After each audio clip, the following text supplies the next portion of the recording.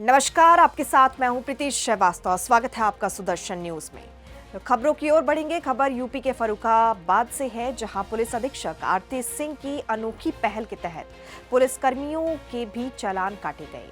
आपको बता दें, यातायात नियमों का पालन सुनिश्चित करने और आम जनता को जागरूक करने के लिए पहले पुलिस लाइन में खुद कार्रवाई की गई और सीओ सिटी ऐश्वर्या उपाध्याय के नेतृत्व में बिना हेलमेट और बिना नंबर प्लेट के बाइक चला रहे पुलिसकर्मियों के चालान पुलिस लाइन गेट पर किए गए। आपको बताते चले कि सीओ सिटी ने बताया कि जब पुलिसकर्मी नियमों का पालन करेंगे तभी जनता भी जागरूक होगी। इस सख्त कार्रवाई से पुलिस महकमे में हड़कंप मच गया और अभियान आगे भी लगातार जारी रहेगा। आज पुलिस अधीक्षक के निर्देशन में ट्रैफिक पुलिस ने पुलिस लाइन में जो पुलिसकर्मी काम करते हैं उनके चालान किए हैं, जो ट्रैफिक रूल्स फॉलो नहीं कर रहे हैं, बिना हेलमेट के चल रहे हैं, HSRP नंबर प्लेट्स नहीं है। तो आज हमने ये सोचा कि पहले पुलिसकर्मियों के चालान करें, उसके बाद लोगों में जागरूकता अभियान लाएं, क्योंकि कई बार ऐसा होता है कि पुलिसकर्मी खुद भी ट्रैफिक रूल्स फॉलो नहीं करते हैं, भले ही वो अनजाने में ना कर रहे हों या फिर उनको कुछ काम रहता है या फिर नहीं कर पाते हैं। तो इसके लिए हमने ये जागरूकता अभियान चलाया, प्लस चालान भी किए हैं। आज 10 के अराउंड चालान अभी तक हो चुके हैं। अभी पूरे दिन ये कार्यक्रम चलेगा। ये अभियान कब तक चलेगा? ये अभियान लगातार चलता रहेगा, रेगुलर इंटरवल्स में। हम सोच रहे हैं इसको अभी इसकी कार्य प्रणाली लागू करने के लिए, जिसमें रोस्टर बनाया जाएगा और हर हफ्ते 2-3 दिन इसमें फिक्स किए जाएंगे इसको चलाने के लिए। अगली खबर है यूपी के कानपुर से, जहां घाटमपुर से चौंकाने वाली खबर सामने आई है। आपको बता दें कि पुलिस से प्रताड़ित होकर युवक ने आत्महत्या कर ली। बताया जा रहा है कि पति पत्नी के बीच विवाद हुआ था और मामले को लेकर पुलिस ने शिकायत की गई थी। वहीं पुलिस पर मृतक को छोड़ने के एवज में 20,000 रुपए मांगने का भी आरोप लगा है। गौरतलब है कि अनाज बेचकर परिजनों ने पुलिस को 5,000 रुपए दिए थे। वहीं बाकी रुपए नहीं देने पर पुलिस द्वारा टॉर्चर करने का आरोप भी सामने आ रहा है। इतना ही नहीं, घटना पर क्षेत्रीय विधायक ने मौके पर पहुंचकर पुलिस अधिकारियों से दोषी पुलिसकर्मियों पर कार्रवाई की मांग की है। फिलहाल मौके पर पहुंचे डीसीपी साउथ ने दोषियों के खिलाफ मुकदमा दर्ज करने के आदेश दिए हैं। इस पूरी घटना में एक दरोगा, एक दीवान सहित 4 लोगों पर मुकदमा दर्ज हुआ है और कानपुर के सजेती थाना क्षेत्र के कोटरा मकरंदपुर गांव का मामला ये बताया जा रहा है। के देना हो हम वही दर्ज कर देंगे। ठीक, हम किसी को बचाने नहीं आ रहे और बाकी जो है सहयोग में आए हैं।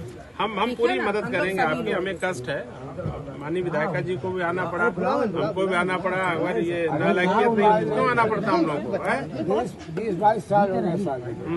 अब 20-22 साल में वो हम लोग जानते। तो इसमें कोई मुकदमा नहीं लिखवाए थे पहले और पहले ये आपस में समझौता होता रहा। एक बार पुलिस का फिर बंद करवा दिया, फिर छुटा जाए है और छुटा जाने के बाद फिर वही एक बार मिट्टी का तेल डाल लिया बहू ने है और फिर मतलब वो करते रहे और फिर वही काम करते। अब 3 बिटियां हैं उसके पास, 2 बिटियां वहाँ परमानेंट में रखेगा वहीं पर। अगली खबर है यूपी के चंदौली से, जहां पुलिस का ऑपरेशन लंगड़ा एक बार फिर सुर्खियों में है। बहुचर्चित मुट्टन यादव हत्याकांड में वांछित 25,000 के इनामी बदमाश विकास पासी को पुलिस ने मुठभेड़ में गिरफ्तार कर लिया। धारापुर कांड में वांछित विकास पासी चकिया के जंगल में पुलिस से मुठभेड़ के दौरान घायल हुआ। बाइक सवार बदमाशों ने पुलिस पर फायरिंग की तो जवाबी कार्रवाई में पुलिस ने गोली मारी, जबकि उसका एक साथी अंधेरी का फायदा उठाकर फरार हो गया। घायल बदमाश को इलाज के लिए चकिया जिला अस्पताल में भर्ती कराया गया है। आपको बता दें कि मामले में आगे की कार्रवाई जारी है। मुखबिर की सूचना पर चकिया थाना पुलिस एवं स्वाट टीम चेकिंग कर रहे थे। चेकिंग के दौरान सामने से 2 व्यक्ति बाइक पे आ रहे थे। रोकने की इशारा किया गया था, परंतु पुलिस पर फायरिंग शुरू किए गए थे अभियुक्तों द्वारा। जवाबी कार्रवाई में एक व्यक्ति को पैर में गोली लगी है और दूसरा अंधेरे के फायदा उठाते हुए फरार हो गया था। घायल अभियुक्त को हॉस्पिटल भेजा गया है, जिसका नाम है विशाल पासी है। इसके खिलाफ 25 केसेस एवं 25,000 रुपये का इनामिया है। धानापुर हत्या में विशाल पासी वांछित था और मौके से जिसमें सवार कर रहे थे वो बाइक एवं फायरआर्म जो है बरामद हुई है एवं अन्य कार्रवाई हेतु प्रचलित है। अगली खबर है यूपी के आजमगढ़ से। आजमगढ़ में एक बेहद चौंकाने वाली खबर जो है वो सामने आई है, जहां दहेज की मांग ने एक बेटी की जिंदगी छीन ली। परिजनों का आरोप है कि अंजू यादव को उसके ससुराल वालों ने प्रताड़ित कर मार डाला और अब पुलिस कार्रवाई से भी परिजन संतुष्ट नहीं है। घटना बरधा थाना क्षेत्र के खन्नी गांव की है। परिजनों ने लिखित सूचना दी है, लेकिन एफआईआर तक दर्ज नहीं हुई। परिजनों के मुताबिक अंजू की शादी साल 2013 में हुई थी। शादी के बाद से ही ससुराल पक्ष की तरफ से 15 लाख रुपए दहेज की मांग की जाने लगी। पिता ने बड़ी मुश्किल से 5 लाख रुपए का इंतजाम किया, लेकिन मांग और प्रताड़ना लगातार बढ़ती रही। पूरे मामले में एसपी ग्रामीण का कहना है कि जांच जारी है, लेकिन पीड़ित परिवार अब भी न्याय के इंतजार में चक्कर काट रहा है।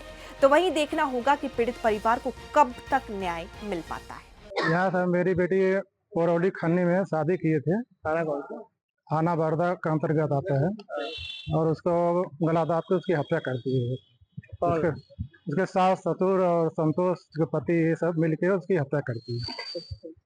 क्या कारण था, क्यों, किस बात को लेकर? वो पारिवारिक विवाद दोनों लोग पहले के जो भी रहा होगा, लेकिन मेरी लड़की इतना बोलती थी कि वो जेठ उसके जेठ है और एक उसकी जो माजी उसके क्या उसके भाई की औरत है। मतलब ये सब साजिश रचते थे और उसी साजिश रचने से ये लोग का विवाद होता था और उसका संतोष उसी के आवेश में आकर उसकी हत्या कर दी। मुझे हत्या करने का कारण कुछ क्या है? पैसे का भी था, पैसे का बार बार डिमांड आता था, पैसा हम देते रहे। 5 लाख भी दिए, एक बार गाड़ी का था उसका खींचा जा रहा था, 5 लाख भी दिए। फिर और पैसे का लेन देन उसका बराबर चलते रहता था। पहले भी पैसा दिए थे और हमेशा पैसे का डिमांड उसका रहता था। तो आज आप कप्तान साहब क्या है, क्या आश्वासन दिए? कप्तान साहब पास आए, अर्जी दिए हैं, बोले ठीक है आपका हो करने के लिए बोले हैं, एफआईआर करने के लिए बोले हैं और कोई आश्वासन नहीं दिए हैं। क्या चाहते हैं? बस हमको न्याय चाहिए, वो जो हत्या का दोषी हो उसको जो है उसको सजा मिले, बस यही चाहते हैं। देखिए, आज जनसुनवाई में एक आवेदक हैं सुरेश यादव, उन्होंने आकर एक सूचना दी है कि उनकी बेटी की शादी लगभग 12 वर्ष पहले एक थाना बरदा के निवासी संतोष यादव से हुई थी और इनको ये 4 तारीख को सूचना प्राप्त हुई कि लड़की ने आत्महत्या कर ली है और पीएम उनका कराया गया था। इसमें उनका कहना ये है कि लड़की द्वारा कई बार दहेज उत्पीड़न किया गया था उस ससुराल पक्ष द्वारा, जिसके कारण प्रताड़ना से उसने आत्महत्या की है। सभी तथ्यों की जांच मेरे द्वारा सीओ लालगंज से कराई जा रही है। सीओ लालगंज की रिपोर्ट में जो भी तथ्य प्रकाश में आएंगे उनके आधार पर विधिक कार्रवाई की जाएगी। अगली खबर यूपी के चंदौली से बड़ी खबर सामने आ रही है, जहां मुगलसराय कोतवाली पुलिस को बड़ी सफलता मिली है। आपको बता दें, कटेश्वर इलाके के चोरी हुई 1000 मीटर भूमिगत केबल में से 300 मीटर केबल को पुलिस ने बरामद कर लिया है। पुलिस ने एक स्कॉर्पियो गाड़ी के साथ 3 अंतर राज्य शातिर चोरों को भी गिरफ्तार किया और ये आरोपी खुद को ठेकेदार बताकर हाइड्रा मशीन के जरिए केबल चोरी कर रही थी।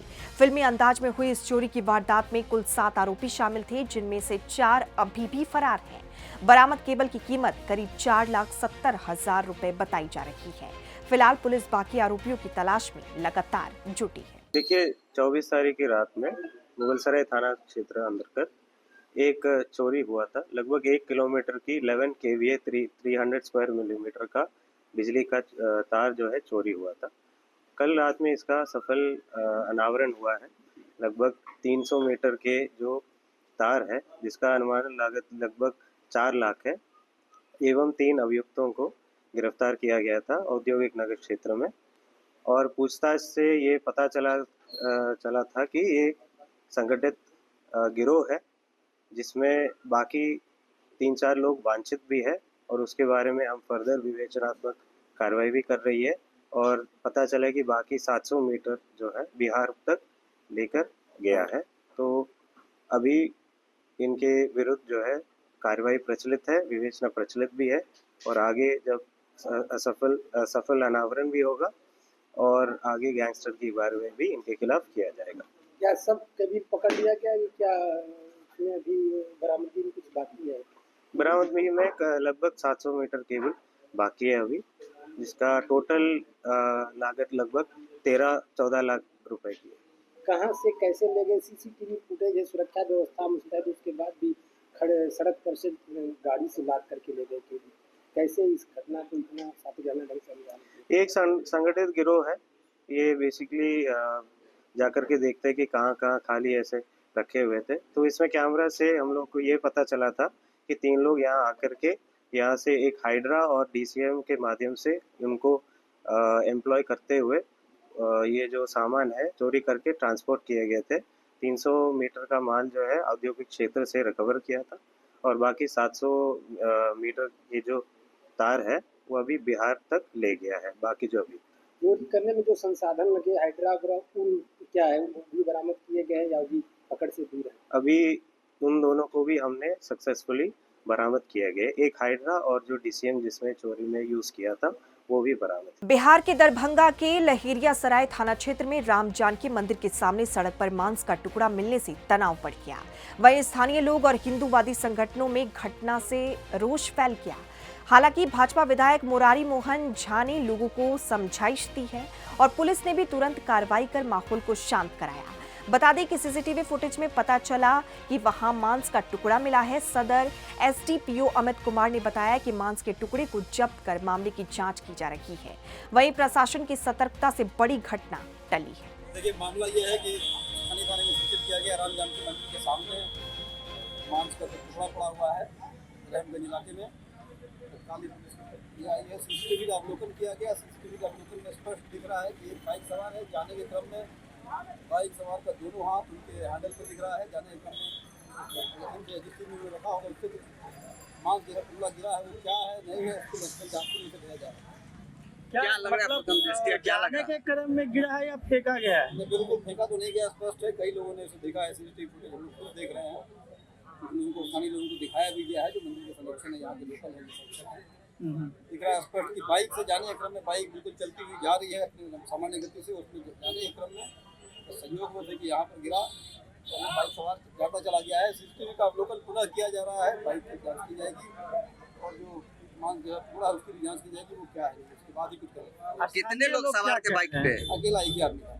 स्थानीय लोग क्या कह रहे हैं, क्या मांग रहे हैं? स्थानीय लोगों का कहना है कि मांस का टुकड़ा है, मंदिर के सामने है क्यों है, और ये कोतवाल बना रहता जब तक कि CCTV से स्थिति स्पष्ट नहीं हो जाती। अभी के समय में CCTV के रहने की वजह से बिल्कुल स्थिति स्पष्ट है, दिख रहा है कि वो CCTV दिख रहा है।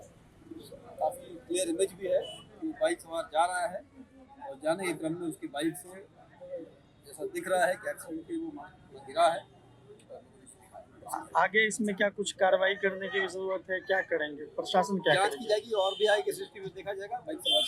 मामला यह है कि एक अनजान जिनको हम लोग जानते नहीं है CCTV कैमरा के माध्यम से देखने को मिला है कि कोई एक व्यक्ति है जो बैग लेकर जा रहा है और एक झोला टंगा हुआ है। उस झोले में बहुत सारा छोटा छोटा पन्नी में जो है पैकेट बनाया हुआ है। क्या चीज़ का? अब वो तो जांच की विषय है। मांस था और मांस का बड़ा बड़ा टुकड़ा था जो यहाँ पे गिरा है, उसके द्वारा गिरा है यहाँ पे जब जा रहा था। उसके बाद जब उस पर से गाड़ी बार बार आना जाना चढ़ना शुरू हुआ, कोई लोग ध्यान नहीं दिया, वो पन्नी फट गया और उसमें से जो है वह मांस बाहर निकल गया। तो यहाँ से वहाँ तक ये पूरा लथराया हुआ था। लोग का नज़र पड़ा, यहाँ के समाज के लोग उठे हैं, हम लोग को सूचना किए, प्रशासन आई है, प्रशासन के सामने सारी चीज़ हुई है। प्रशासन के लोग, हमारे लहेरिया सराय थाना क्षेत्र के पदाधिकारी और नगर निगम के जो वर्कर हैं, वह जो है उस अवशेष को उठाकर अपने अथी में लिए हैं। और हम लोग ये कहना चाहेंगे कि इसकी जांच हो कि ये क्या चीज़ है, और जो गाड़ी इधर से गई है और उस पर से गिरा है, उसकी जांच हो, गाड़ी का नंबर जांच हो, वो कौन व्यक्ति है, ऐसा क्यों किया है। आपसी सौहार्द नहीं बिगड़े, माहौल खराब ना हो। अच्छा, इससे पूर्व भी इस तरह की घटना मंदिरों के पास देखा गया था, कुछ दिन पूर्व भी ये मामला आया था इस तरह। मदारपुर में क्या ये साजिश है या फिर देखिए, अनजाने मोड़ा है? मदारपुर का मामला कुछ अलग था और ये मामला कुछ अलग है। ये हमारे रामगंज में जो राम जानकी मंदिर है, रामगंज और नाका 6 के बीच में आज तक ऐसा कभी नहीं हुआ है, यह पहली बार हुआ है। यह निंदनीय है, ऐसा नहीं होना चाहिए। क्या मंदिर के गेट पर भी मांस फेंका गया? क्या मंदिर के ठीक सामने ही फेंका गया? मंदिर का गेट तो सामने आप पीछे देख रहे हैं, ये मंदिर है तो ये सामने ही हुआ ना। सूचना क्या मिली थी आप लोगों को? हम लोग को सूचना ये मिली यहाँ के लोगों के द्वारा, जो टेलीफोनिक माध्यम से कि मंदिर के बाहर में जो है गलत चीज़ का जो है अवशेष फेंक दिया गया है, गाय का मांस फेंक दिया गया है। तो हम लोग आए हैं, प्रशासन के लोग आए हैं, प्रशासन अपने हिसाब से उसको अपने अंदर लिया है। आप क्या मानते हैं? गिर गया है? गिर गया ये सीसीटीवी कैमरा के माध्यम से हमने देखा है कि वह गिरा है गाड़ी पर से, और इसका मैं तो ज़्यादा कुछ नहीं बोल सकता हूँ। ये जांच की विषय है, पुलिस इसकी जांच करे और पुष्टि करे कि गिरा है और गिराया है, और वो जो लोग गाड़ी से जा रहे थे वो लोग कौन है, उनकी गाड़ी का भी नंबर चेक हो कि यह कोई साजिश तो नहीं है। हम लोग मतलब विवाद नहीं चाहते हैं, लेकिन समाधान जरूर अपना चाहते हैं इस मामले का। क्या है इस तरह से विधानसभा चुनाव आ रहा है और इस तरह से गौ मांस देखिए, ये चुनाव उनाव का कोई बात नहीं है। अभी बकरीद का समय है, हर घर में गाय की बलि दी गई है, हत्या किया गया है, वो अवशेष को सब अपने एक दूसरे को बांटने का काम हुआ है। तो हो सकता है कि यह भी एक तरीका से कानूनी अपराध है कि उत्सव के नाम पर एक समाज को आहत पहुंचाने का काम हो रहा है। यह नहीं होना चाहिए। जब आपसी भाईचारा का बात करते हैं तो ये सब नहीं होना चाहिए। ज़्यादा इस विषय पर चर्चा नहीं करते हुए मैं सिर्फ इस मामले का जिलाधिकारी से जांच करने का मांग करता हूं। ये लोग कौन है और इस गाड़ी का नंबर कौन है, ये व्यक्ति से अपना जांच कर ले कि क्या बात है। राजीव प्रकाश मधुकर। क्या अगर जांच स्पष्ट रूप से नहीं आता है तो आप लोग इसके आगे कुछ करेंगे? एकदम पूछेंगे, एकदम हम अपने पदाधिकारी से पूछेंगे कि भाई आखिर क्या बात है जो ऐसा हम लोग के सामने यह बात क्यों नहीं आई। मध्य प्रदेश के ग्वालियर में 24 घंटे बिजली देने का वादा फेल साबित होता नजर आ रहा है, जहां लगातार घोषित और अघोषित बिजली कटौती से आम जनता का जनजीवन अस्त व्यस्त है। कांग्रेस विधायक डॉक्टर सतीश सिकरवार ने कड़ी आलोचना करते हुए कहा कि मंत्री ग्वालियर के निवासी होते हुए भी बिजली व्यवस्था पर उनका कोई नियंत्रण नहीं है। साथ ही उन्होंने मंत्री पर निशाना भी साधा और 10 जून को बिजली घर ग्वालियर मुख्यालय पर इस विरोध में विशाल धरना प्रदर्शन की बात कही है कि ऊर्जा मंत्री को खुद होश नहीं है और ऊर्जा मंत्री के कंट्रोल में ऊर्जा विभाग नहीं रहा, ऊर्जा मंत्री के कंट्रोल से बाहर है और विद्युत विभाग के कर्मचारियों ने मंत्री को कतार में लगा दिया है। उनसे कह दिया है कि आप चक्कर में मत पड़ो, आप तो कतार में रहो और कतार में लगे रहो और कतार में ही रहो। और मंत्री जी जनता का ध्यान भटकाने के लिए टेंट तंबू की राजनीति कर रहे हैं। वो जनता की आंखों में धूल झोंकना चाहते हैं, वो जनता का ध्यान भटकाने चाहते हैं कि विद्युत कटौती हो रही है, अनाप शनाप बिल आ रहे हैं, लोगों को अलग अलग मीटर नहीं मिल पा रहे। भाइयों को एक मकान में अगर 3 भाई अलग अलग रह रहे हैं तो उनको मीटर नहीं लग पा रहे। तमाम सारी समस्याएं विद्युत विभाग में, आम आदमी परेशान है और मंत्री जी तंबू में सो रहे हैं। अच्छा, करेगी आगे जैसे कांग्रेस सड़कों पर उतरेगी, जनता के बीच में जाएगी और इनकी कारगुजारियों को जनता के बीच में ले जाएगी। कर्नाटक के बेलगावी जिले के कागवाड़ तहसील के ऐनापुर गांव में जैन समुदाय के लिए निगम बोर्ड की मांग को लेकर विशाल जैन सम्मेलन राज्यपाल थावर चंद गहलोत की मौजूदगी में किया गया। जैन सम्मेलन में राज्यपाल ने भाषण देते हुए कहा कि गुंधर नदी महाराज पहले ही निगम बोर्ड बनाने के लिए पत्र दे चुके हैं। और इसी के साथ इस बुलेटिन में फिलहाल इतना ही। देश दुनिया की तमाम बड़ी खबरों के लिए बने रहिए सुदर्शन न्यूज के साथ। नमस्कार।